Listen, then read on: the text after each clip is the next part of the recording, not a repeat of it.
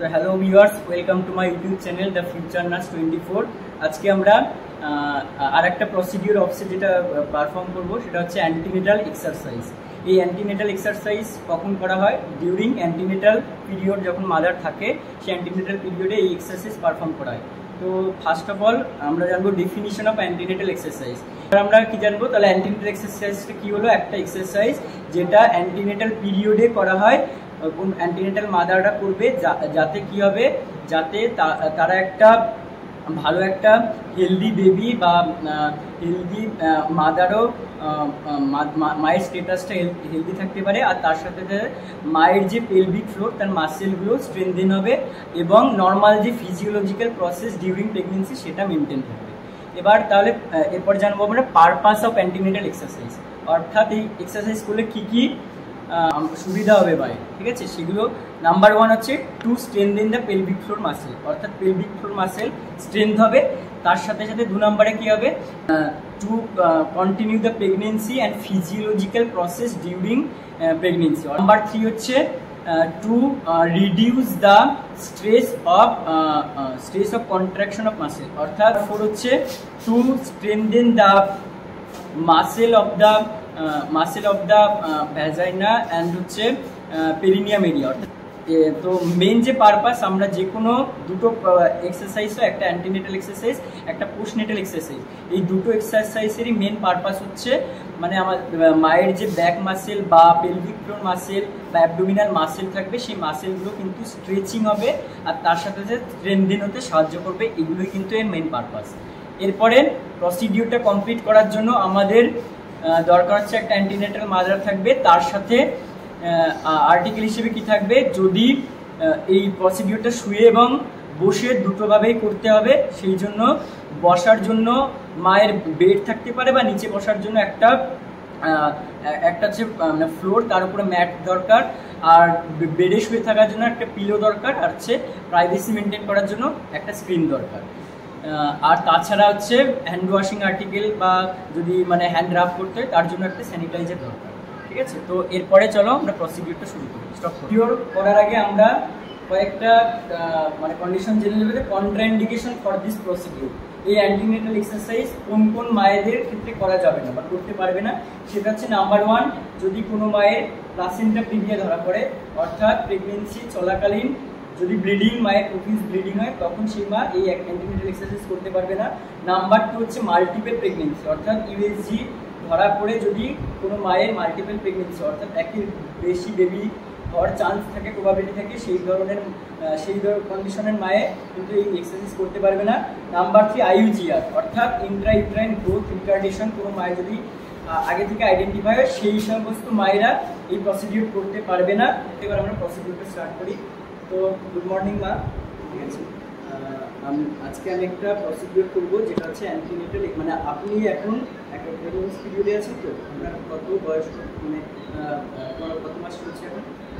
8 মাস। এবারে এখন মানে কি সমস্যা, কি নিয়ে আপনি ভর্তি হয়েছেন? আমার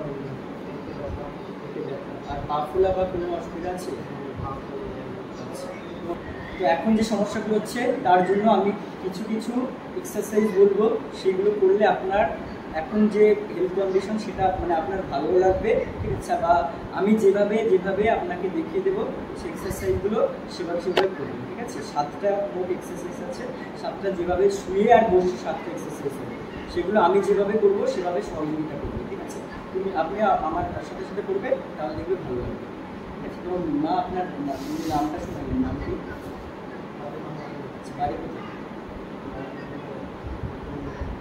এটা কি মানে আগে কোনো বাচ্চা আছে না?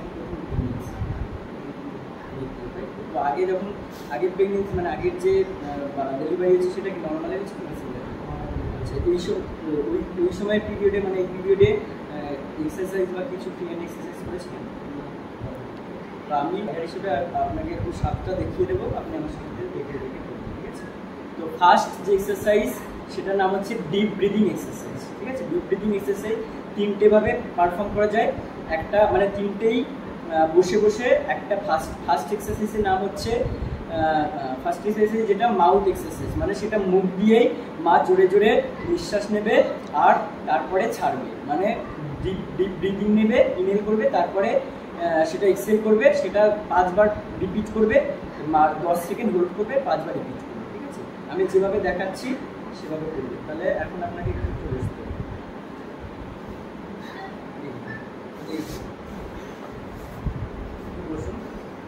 আমি যেভাবে দেখাবো সেভাবে করবো। ঠিক আছে,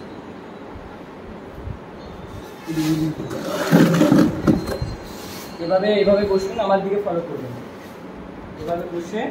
ঠিক আছে, এভাবে বসে হাতটা, এই হাতটা এখানে রাখুন আর এই হাত দিয়ে এখানে সাপোর্ট দিন। ঠিক আছে, সাপোর্ট দিয়ে এরপরে জোরে জোরে মুখ দিয়ে নিঃশ্বাস নিন।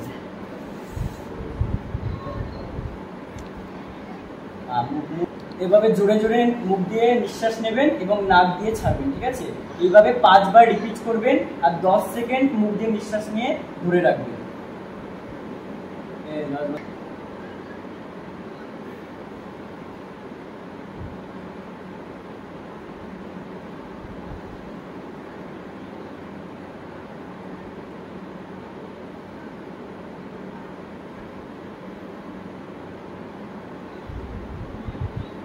এবার ছেড়ে দিন, আবার রিল্যাক্সন।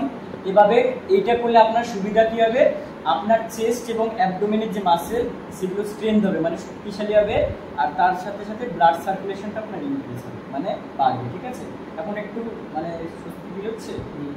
ঠিক আছে, এরপরে সেকেন্ড যে এক্সারসাইজ, এটা আমি মুখ দিয়ে নাক দিয়ে করালাম। এছাড়াও কিন্তু কিভাবে করা যায়, এছাড়াও অ্যাবডোমেন এক্সারসাইজ মানে নস্ট্রিল এক্সারসাইজও করা যায়, অর্থাৎ শুধু নাক দিয়ে টান, এই যেভাবে নাক দিয়ে টানবে, মানে নাক দিয়ে নিঃশ্বাস নেবে, প্রশ্বাস নেবে, নাক দিয়ে ছাড়বে, এভাবেও করা যাবে। ঠিক আছে, এরপর দ্বিতীয় যে এক্সারসাইজ হবে সেটা হচ্ছে চেস্ট এক্সারসাইজ। এই সময় আপনাকে শুতে হবে, শুয়ে পড়ুন, একটা হাত এখানে পেটের উপরে থাকবে আর একটা হাত বুকের উপরে থাকবে। ঠিক আছে, এইভাবে রেখে তারপরে আপনি এবারে জোরে জোরে নিঃশ্বাস নেবেন, নিঃশ্বাস নিন আর নিঃশ্বাস ছাড়ুন, এইভাবে 5 বার কন্টিনিউ করুন। চেস্টের যে মাসেল সেটা হচ্ছে স্ট্রেনথেন হবে এবং এটাতেও ব্লাড সার্কুলেশন কিন্তু ইমপ্রুভ হবে। এরপরে এবার রিল্যাক্সন। এবার 3 নাম্বার এক্সারসাইজ হচ্ছে ফুট অ্যান্ড লেগ এক্সারসাইজ। এটা তো আপনাকে শুয়ে থাকতে হবে। ঠিক আছে, শুয়ে থেকে হাতটা একদম রিল্যাক্সে রাখবেন, হাতটা রিল্যাক্স, পাটা সোজা করুন। হ্যাঁ, সোজা করে প্রথমে কি করতে হবে, এই যে আপনার যে পায়ের পাতা আছে, পায়ের পাতা উপরে আর নিচে ওঠানামা করবেন, এভাবে 10 বার করবেন। 10 বার হলো। এবার হচ্ছে পাটা দুটো পাই গোল গোল করে ঘোরান।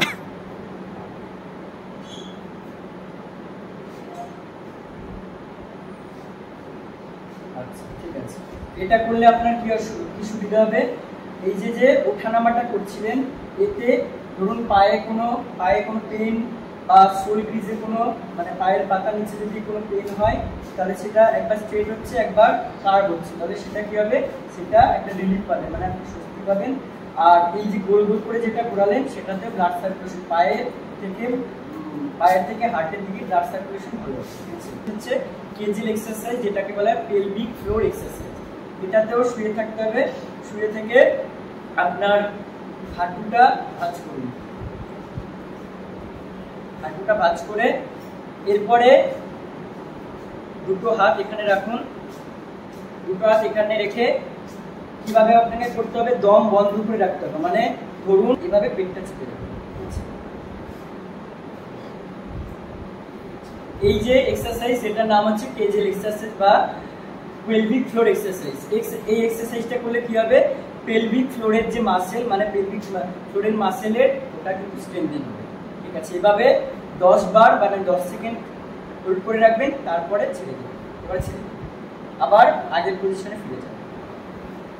এরপরে নাম্বার 5 এক্সারসাইজ হচ্ছে pelvic tilting exercise. Pelvic tilting এক্সারসাইজে কি করতে হবে, এখানে আপনার ডান হাতটা পেটের উপরে রাখবেন আর বাঁ হাতটা পিঠের নিচ দিয়ে এইভাবে করবেন। হ্যাঁ, তোল আবার নামা, তোলা নামা, এইভাবে 10 বার করতে হবে। তোল নাম। এটা করলে কি হবে, এটা করলে ব্যাক এবং অ্যাবডোমেন মাসেল স্ট্রেনথেন হবে। ঠিক আছে, পেলভিক টিল্টিং এক্সামিনেশন গেল, এরপর আবার নরমাল পজিশনে টেইলর প্রসেস এক্সারসাইজ। উঠে এই এক্সারসাইজটা করতে হবে। আস্তে করে বসুন, পা জোরে করে। এবার হচ্ছে প্রথমে এইভাবে থাকে, ঠিক আছে, এইভাবে হাত রেখে প্রথমে কি করবেন, প্রশ্বাসে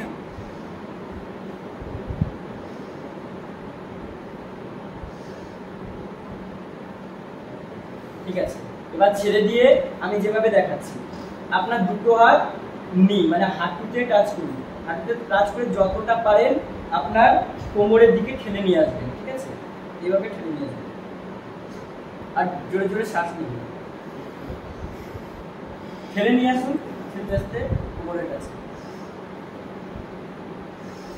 এবারে রিল্যাক্স হয়ে যাবে। রিল্যাক্স হয়ে স্কোয়েটিং এক্সারসাইজ নাম্বার, এটা সবচেয়ে লাস্ট এক্সারসাইজ, সেটা হচ্ছে স্কোয়েটিং এক্সারসাইজ। এটা কিভাবে করতে হবে, এটা যেরকম আমরা পটি করতে বসি সেরকম বসতে হবে। বসবেন, শক্ত হয়ে ইয়ে করবেন 10 বার।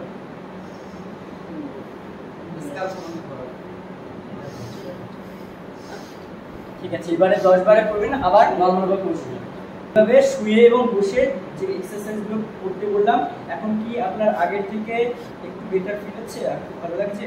ঠিক আছে। পেটে ব্যথা যেটা বলছিলেন বা পা ফোলা এগুলো করলে কমবে না আপনার, মানে ওই পা ফোলা ছাড়া বা মাথা ঘোরা ছাড়া এরকম কোনো এগুলো ছাড়া যদি কোনো পেটে ব্যথা বা ধরুন খিচুড়ি টাইপের ধরে আছে বা এই ধরে আছে, এরকম কোনো সমস্যা থাকলে কিন্তু এইগুলো আস্তে আস্তে রিলিফ। তার সাথে সাথে কোনো রকম কোনো অসুবিধা হলে, এগুলো ছাড়া অসুবিধা হলে ডক্টর রয়েছে, ডক্টরের মধ্যে ভিজিটে রয়েছে। স্পেশাল পয়েন্টের মধ্যে প্রথমত স্পেশাল পয়েন্টে মায়ের ভার্বাল কনসেন্ট নিতে হবে, দ্বিতীয় হচ্ছে প্রাইভেসি মেনটেন করতে হবে, তৃতীয় হচ্ছে প্রত্যেকটা প্রসিডিউরের স্টেপ, মানে 7টা যে প্রসিডিউরের স্টেপ প্রত্যেকটা কিন্তু টাইম মেনটেন করে এবং টাইম ডিউরেশন মেনটেন করে করতে হবে। আমি যতগুলো স্টেপ রয়েছে সবকটা আর্টিকেলগুলো টার্মিনেট করে সবকটা ডকুমেন্ট করতে হবে এবং কোনো অ্যাবনর্মালিটি যদি মায়ের পেয়ে থাকে সেগুলো ইনফর্ম করতে হবে।